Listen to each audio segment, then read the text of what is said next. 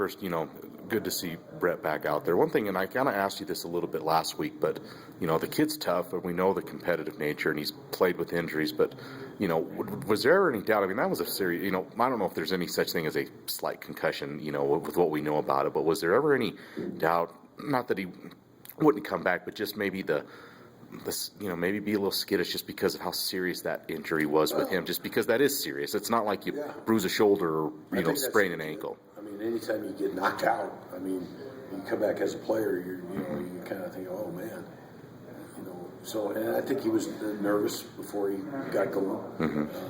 But you know what? Once the kicked it off and he started playing, he's just a football player. He just didn't. It just was right back to the same old. Right. Yeah, so your years of being a coordinator, Greg, I know you've had dynamic quarterbacks. You obviously, you got Brett here. You've had some good ones at Bowling Green and stuff. But now you have, Jason Thompson's element, and that can, run the ball. He caught a pass, and probably didn't show all the packages that you could do with him. But what's that like as a coordinator? I mean, it's another weapon, so I imagine that's a good thing to have and stuff. But how is that? I mean, have you had a lot of experience dealing with a pretty dynamic quarterback as it is that can do a lot of things, and then another one that can come in that, what's your experience with that, and how has that worked in the past? Well, we had a kid at Bowling Green, a kid named Anthony Turner, who we recruited as a quarterback, and he was a special athlete. We ended up lining up in the backfield and lining him up a receiver, and then he was still our backup quarterback. And that's the kind of kid Jason is. He can run it, he can catch it, he can throw it. So that brings a lot of things to the table that you can do offensively with him at all those spots. Right. And we're going to do them all.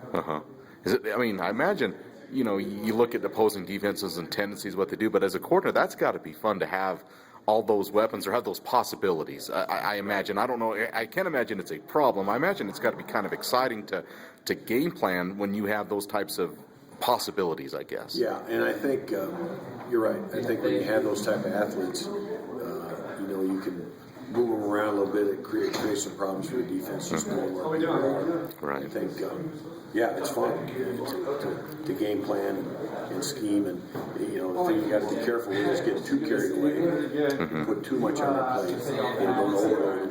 And, just put them in a position to be successful. Is it that way too, just for the entire offense of, with the blocking schemes with when you got those type of players? I mean, I'm sure, like you said, it is probably for those quarterbacks or that one guy, but is it also for just the entire offense, whether it's the line, the receivers, backs? Is that another thing you got to be careful of too? Yeah, and there's no question about that, because it doesn't matter, who you're playing with.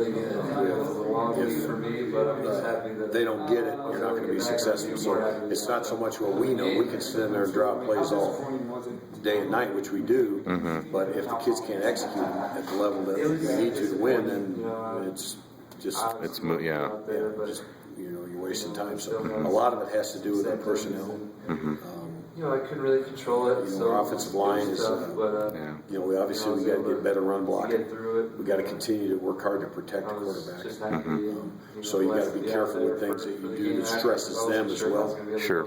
I was leads into my next question. As you sit on the bye week and getting ready for conference play, would you say the run game and maybe the blocking, those are the biggest concerns or things you'd like to improve on the most as you look in this bye, look ahead to conference play? Are those the two biggest areas, or what other areas would you probably? I think our offensive line has to be more physical in the run game. We've got to start knocking people around a little bit more. Our backs have to break more tackles. The run that Brett had coming off our goal line, a phenomenal run. I'd like to see running back our line needs to continue to work to protect our quarterbacks. We got hit, a little bit too much for me Saturday night. We had some protection issues. We got to shore that up. I just think we need to be more physical in that front. I guess, Greg, how does that happen? I mean, I'm sure it's not like they're not trying and working at it now, but how do you do that? I mean, if you're getting ready to be more physical, I mean, how do you do that? A lot of it is pad level. When we play with great pad level, we knock people around. When we don't, we get knocked around. So it's just a deal where low man wins, and we keep stressing that with them. And I think the older players Nick Carlson, Josh Leonard, Tyler Strong, they get that. Mags to some extent, although he hasn't played a lot. When Kyle Magnuson is physical, he can dominate. I mean, I've seen him just, we call it turn and throw him out of the bar. When he throws guys out of the bar when he's into it and focused. And he's a guy like all of them that if they have too much to think about up there, then that physicality kind of it falls off a little bit.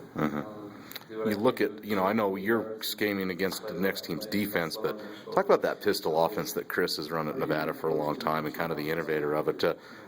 What is it about it that just makes that such a unique offense and such an effective offense, at least in your mind? Well, I think that the concepts are very similar to what we've done through the years. The difference is it's an I formation, from a shotgun. And it's kind of a hybrid that way. But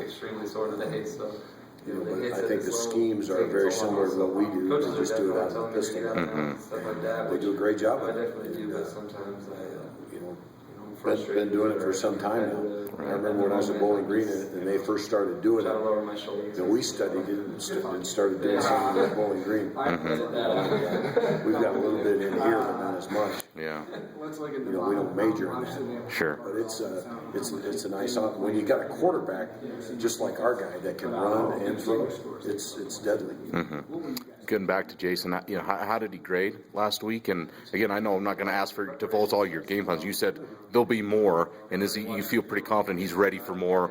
Oh, absolutely. Yeah. The beauty of that, Robert, is he's a quarterback, so he knows the offense.